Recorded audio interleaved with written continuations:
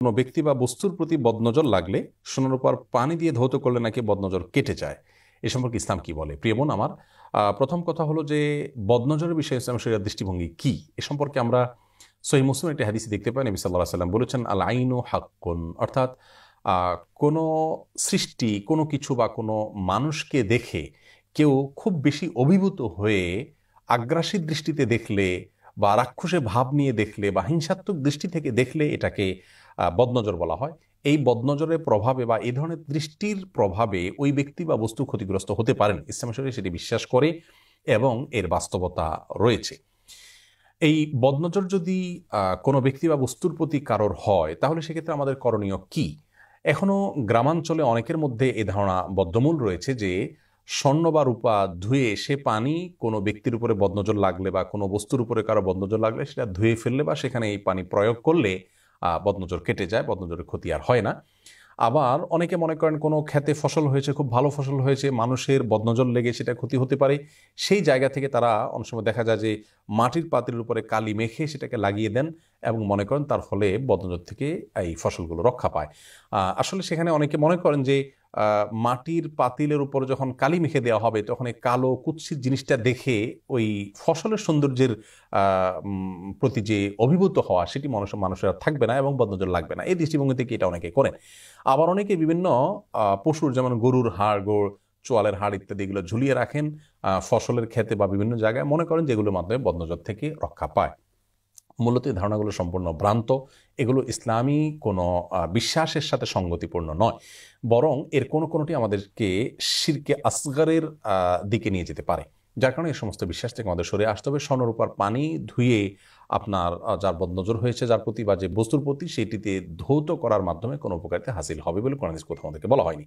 তবে বদনজরের বিষয়টি যেহেতু সত্য এবং এটি ঘটে থাকে আমাদের সমাজে, বিশেষ করে ছোট শিশুদের মধ্যে হয়ে থাকে, দেখা গেল যে অনেক বেশি মাশাআল্লাহ সে খেতে পারে, কোনো মানুষ তাকে যখন দেখে রাক্ষসী ভাব নিয়ে, দেখা যায় তার খাওয়া বন্ধ হয়ে যায়, আর এরকম নানা রকমের সমস্যা হতে পারে। তো এরকম বদনজর হলে ইসলামী শরিয়ার দৃষ্টিকোণ থেকে দুইভাবে আমরা ট্রিটমেন্ট করব। প্রথমত, যদি কোনো ব্যক্তির বদনজর লেগেছে বলে আমরা ধারণা করি বা নিশ্চিত হই, তাহলে সেই ক্ষেত্রে সেই ব্যক্তির শরীর ধোয়া পানি, যেমন তার হাত ধুয়ে পানি দিল, হাত মুখ ধুয়ে পানি দিল, বা পানিতে পড়ে ফু দিল, এরকম তার শরীর নিঃসৃত পানি বা ধোয়া পানি, এইটুকু তার কাছ থেকে কালেকশন করে যে ব্যক্তি বা বস্তুর উপরে বদনজর লেগেছে বলে মনে হয় তার উপরে যদি প্রয়োগ করা হয়, অর্থাৎ তার হাত মুখ ধুয়ে ফেলা হয় বা তার উপরে ঢেলে দেওয়া হয় বা ওই পানি দিয়ে গোসল করে নেয় সে, তাহলে সেক্ষেত্রে বদনজরের সমস্যা থেকে আলহামদুলিল্লাহ নিষ্কৃতি পাওয়া যাবে। এবং এ বিষয়ে সহিহ মুসলিমের একটি হাদিস রয়েছে, নবী সাল্লাল্লাহু আলাইহি ওয়াসাল্লাম ইরশাদ করেছেন, ওয়া ইযা স্তুগসিলতুম ফাগসিলু, তোমাদের কারোর বদনজর লেগেছে, এই আশঙ্কা থেকে তোমাদের কাছে যদি কেউ পানি পড়া চায় বা তোমাদের শরীর ধুয়ে পানি দিতে বলে বদনজর দূর করবার জন্য, তাহলে তোমরা মনে কষ্ট নিও না, মাইন্ড করো না এবং দিও, যাতে করে তার উপকার হয়।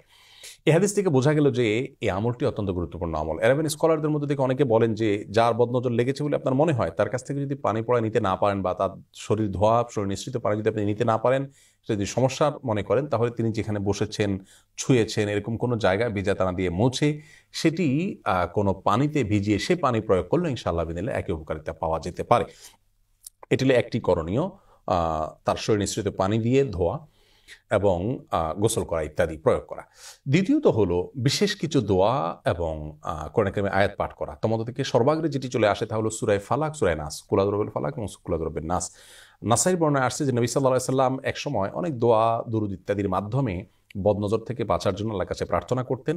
এই দুটি সূরা নাজিল হওয়ার পরে তিনি নিয়মিত বদনজর থেকে কারণ নজর লেগেছে এমনটি মনে হলে এই দুটি সূরা তিনি পাঠ করতেন। এগুলো আমরা বিভিন্ন পাঠ করতে পারি। ধরুন, কোনো পানিতে সূরা ফালাক, সূরা নাস পড়ে আপনি ফু দিয়ে সেটি যার পুরো বদনজর হলো তার গায়ে বা সেই বস্তু আপনি ধুয়ে ফেলুন, অথবা পড়ে ডাইরেক্ট সরাসরি ফু দিন। এভাবে বিভিন্নভাবে আপনি এটা পড়তে পারেন বা এমনি পড়তে পারেন। তাহলে সূরা ফালাক, নাস পড়বো আমরা। এক, সহিহ মুসলিমের একটা হাদিসে বর্ণিত হয়েছে যে জিবরিল আলাইহিস সালাম একবার এসে নবী সাল্লাল্লাহু আলাইহি ওয়াসাল্লাম অসুস্থ ছিলেন তাকে তখন একটি দোয়ার মাধ্যমে তিনি সাহায্য করেছেন, একটা দোয়া পড়েছেন তার জন্য। আর সে দোয়ার মধ্যে বদনজর থেকে মুক্তি লাভের প্রার্থনার কথাটি এসেছে। দোয়াটি হলো, বিসমিল্লাহি আরকিক মিন কুল্লি শাইইন ইউযিক মিন শাররি কুল্লি নাফসিন আও আইনিন হাসিদিন আল্লাহু ইয়াশফিক বিসমিল্লাহুম্মা আরকিক। আমি দোয়াটির অর্থ বলছি এবং আবারও দোয়াটি বলছি, বিসমিল্লাহি আরকিক, অর্থাৎ আল্লাহর নামে আমি আপনাকে চিকিৎসা করছি, আপনার ট্রিটমেন্ট করছি, আপনাকে ঝাড়ফুঁক করছি আল্লাহর নামে। মিন কুল্লি শাইইন ইউযিক, প্রত্যেক ওই বস্তু থেকে আমি আপনার ট্রিটমেন্ট করছি এবং ঝাড়ফুঁক করছি যে বস্তু আপনাকে কষ্ট দিচ্ছে, সেটা যে কোনো রোগ হতে পারে, সেটা থেকে আমি আপনাকে আল্লাহর আশ্রয় প্রার্থনা করছি আপনার জন্য এবং আপনাকে ঝাড়ফুঁক করছি। এবং কোনো ব্যক্তি বা কোনো ব্যক্তির দৃষ্টি, হিংসাত্মক দৃষ্টিতে আপনি যদি ক্ষতিগ্রস্ত হয়ে থাকেন, সেই ক্ষতি থেকে বাঁচার জন্য আমি ঝাড়ফুঁক করছি।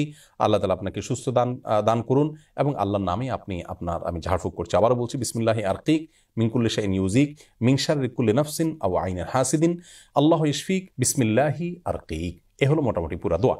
এছাড়া আরও একটি দোয়া আছে, প্রিয় নবী সাল্লাল্লাহু আলাইহি সাল্লাম তার নাতি হাসান হোসেন রাদিয়াল্লাহু তাআলা আনহুর জন্য দোয়া পাঠ করেছেন। এখানেও বদনজর থেকে বাঁচার কথা বলা আছে এবং বাঁচার জন্য আল্লাহর কাছে আশ্রয় চাওয়ার কথা বলা আছে। নবীজি সাল্লাল্লাহু আলাইহি সাল্লাম বলেছেন, এই দোয়ার মাধ্যমে ইসমাইল এবং ইসহাক আলাইহিস সালামকে তাদের বাবা ইব্রাহিম আলাইহিস সালাম এ দোয়ার মাধ্যমে তাদেরকে বদনজর থেকে বাঁচার জন্য, শয়তানের স্পর্শ থেকে বাঁচার জন্য দোয়া করেছেন। আমরাও এই দোয়াটা পড়ে ফু দিতে পারি বা এমনি পড়তে পারি, তাহলে ইনশাআল্লাহ বদনজর থেকে আমরা বেঁচে থাকবো। দোয়াটি হলো আউযু বিকালিমাতিল্লাহি তাম্মা ওয়া মিন শাররি কুল্লি শাইতানিন ওয়াহাম্মা ওয়া মিন কুল্লি আইনিন লাম্মা। আবারও বলছি, আউযু বিকালিমাতিল্লাহি তাম্মা, অর্থাৎ আল্লাহর পূর্ণাঙ্গ কালিমাসমূহের মাধ্যমে আমি আশ্রয় প্রার্থনা করছি আল্লাহর কাছে মিন শাররি কুল্লি শাইতানিন ওয়াহাম্মা, প্রত্যেক দুষ্ট শয়তান থেকে এবং বিষাক্ত প্রাণীর ক্ষতি থেকে, ওয়া মিন কুল্লি আইনিন লাম্মা, এবং সে সমস্ত দৃষ্টি থেকে যে দৃষ্টি মানুষের ক্ষতি করতে পারে, অর্থাৎ বদনজর যেটাকে আমরা বলছি। তো এই দোয়া আমরা পাঠ করতে পারি, সেই সাথে সূরা ফাতিহা, আয়াতুল কুরসি এগুলো পাঠ করে আমরা ফু দিতে পারি। আবার আমি বলছি, দোয়াগুলোর মধ্যে থেকে প্রথম হলো ফালাক নাসটা বেশি পাঠ করা, দ্বিতীয়ত হলো যে বিসমিল্লাহি আরকিক মিন কুল্লি শাইইন ইউযিক, এটুকু পড়লেও চলবে, আর পুরো দোয়াটা পড়তে পারলে ভালো হয়। এরপর আউযু বিকালিমাতিল্লাহি তাম্মা ওয়া মিন শাররি কুল্লি শাইতানিন ওয়াহাম্মা ওয়া মিন কুল্লি আইনিন লাম্মা, এটিও আমরা পাঠ করতে পারি। বিসমিল্লাহিল্লাযী লা ইয়াদুররু মা ইসমিহি শাইউন ফিল আরদি ওয়া ফিস সামাই ওয়াস-সামিউল আলিম, এই দোয়াটি সকাল সন্ধ্যা 3 দিন পাঠ করলে আল্লাহ তাআলা সবকিছুর ক্ষতি থেকে, বদনজরের ক্ষতি থেকে বাঁচাবেন। আয়াতুল কুরসি ফাতিহা পড়তে পারি। এই দোয়াগুলো পড়ে পানিতে ফু দিয়ে সেটি ব্যবহার করতে পারি, তেলে পড়ে ব্যবহার করতে পারি, এমনি পড়ে ফু দিতে পারি, অথবা এমনি পাঠ করতে পারি। এর মাধ্যমে আল্লাহ তাআলা বদনজর থেকে হেফাজত রাখবেন। আর কোনো বস্তু দেখে আমরা যদি অভিভূত হয়ে পড়ি যাতে আমাদের বদনজর না লাগে, সেক্ষেত্রে আমাদের বলা উচিত মাশাআল্লাহ, সুবহানাল্লাহ অথবা আলহামদুলিল্লাহ। আল্লাহর দিকে সেটার কর্তৃত্বের সম্বন্ধ করলে ইনশাআল্লাহ বিদিনিল্লাহ সেটি কোনো প্রকার ক্ষয়ক্ষতি থেকে রক্ষা পাবে, এবং বিভিন্ন হাদিস থেকে এটি বোঝা যায়। এজন্য কোনো বস্তু দেখে কারোর বদনজর লাগতে পারে এরকম মনে হলে সেখানে যদি মাশাআল্লাহ লিখে দেওয়া যায়, যাতে মানুষ দেখে সেটা পড়ে, তাহলে ইনশাআল্লাহ বদনজর থেকে রক্ষা পাওয়া যাবে। তবে বদনজর থেকে নিষ্কৃতির জন্য যে সমস্ত কুসংস্কারের জন্য বিশ্বাস রয়েছে, ভুল ধারণা রয়েছে, সেগুলো থেকে আমাদের সরে আসতে হবে, যেমন সোনার উপর পানি দিয়ে ধৌত করা ইত্যাদি, এগুলো কোনো অবস্থাতেই করা যাবে না। প্রসঙ্গত একটি সংশয় নিরসন করতে চাই, আর তা হলো, অনেকে হয়তো বলবেন যে বাজারে যে সমস্ত খোলা খাবার থাকে, অথবা অনেক সময় দেখি আমরা সোশ্যাল মিডিয়াতে ছোট ছোট ফুটফুটে বাচ্চাদের ছবি শেয়ার করা হয়, তো এগুলোর মাধ্যমে কি বদনজর লাগে না? আমরা তো সেখানে বদনজর লেগে কোনো ক্ষতি হতে দেখি না। এর উত্তরে আমরা ছোট্ট করে দুটি কথা বলতে চাই। প্রথম কথা হলো যে রাসূল আকরাম সাল্লাল্লাহু আলাইহি ওয়াসাল্লামের হাদিস মহাসত্য। বিজ্ঞান সবকিছুকে সবসময় আবিষ্কার করতে পারে না। রাসূল আকরাম সাল্লাল্লাহু আলাইহি ওয়াসাল্লামের বহু কথা এবং নির্দেশনার বাস্তবতা অনেক পরে এসে বিজ্ঞান প্রমাণ করেছে এবং যথার্থতা এবং উপযুক্ততা সাব্যস্ত করেছে। অতএব নবী আলাইহিস সালাম থেকে বিশুদ্ধভাবে প্রমাণিত বিষয়, সেটি যে সত্য বরং মহাসত্য, সেটিকে সন্দেহ করবার কোনো সুযোগ নেই।